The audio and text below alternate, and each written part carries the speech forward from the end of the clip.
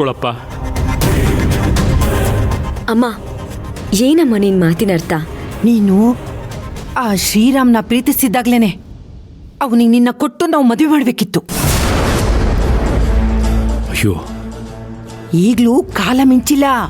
ನೀನು ಶಿವಣ್ಣನಿಂದ ದೂರ ಆಗಿ ಶ್ರೀರಾಮ್ನೇ ಮದುವೆ ಆಗ್ಬಿಡು.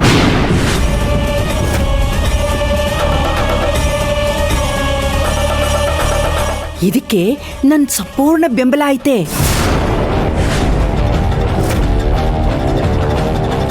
ಅಮ್ಮ, ಇಂಥ ಕೆಟ್ಟ ಆಲೋಚನೆ ನಿನ್ ಮನ್ಸಿಗೆ ಹೇಗಾದ್ರೂ ಬರುತ್ತೆ? ನನ್ನ ನೀನು ಏನು ಅಂತ ಅನ್ಕೊಂಡಿದ್ಯಾ? ಅಲ್ವೇ, ಈಗ ನಾನು ಏನ್ ಹೇಳ್ದೆ ಅಂತ? ನೀನೇನು ಹೇಳ್ಬೇಡಮ್ಮ. ನನ್ನ ಹೆಸರಿಗೆ ಬಸಿ ಬೆಳೆಯಕ್ ನೋಡ್ತಿದ್ಯಾ? ಹಾಗಲ್ಲ ಕಣೆ. ಮುಚ್ಚು ಬಾಯ್. ಇವ್ನ್ ಬಿಟ್ಟು ಅವನು, ಅವ್ನ್ ಬಿಟ್ಟು ಇವನು ಅಂತ ಹೋಗಕ್ಕೆ ಏನ್ ಆಟನಾ? ಜೀವನ ಅಮ್ಮ. ನಾನು ಶಿವರಾಜು ಇಂದ ದೂರ ಆಗ್ತಿದ್ದೀನಿ ಹೊರತು ಶ್ರೀರಾಮ್ನ ಮದುವೆ ಆಗ್ತೀನಿ ಅಂತ ಅನ್ಕೋಬೇಡ. ಇದ್ದೇ ಕೊನೆ. ಇನ್ನೊಂದ್ಸಲ ಈ ತರ ಮಾತಾಡಿದ್ರೆ ನಾನು ಏನ್ ಮಾಡ್ತೀನೋ ನನಗೆ ಗೊತ್ತಿಲ್ಲ.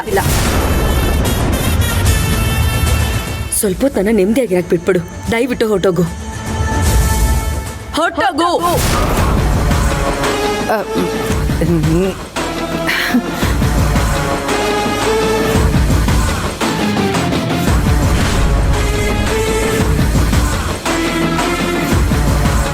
ಜ್ಯೋತಿ, ಒಂದು ನಿಮಿಷ. ಇಷ್ಟೊತ್ತು ನೀವು ಮಾತಾಡಿದ್ದನ್ನೆಲ್ಲ ನಾನು ಕೇಳಿಸ್ಕೊಂಡೆ. ಕದ್ ಕೇಳಿಸ್ಕೊಂಡ್ರಾ?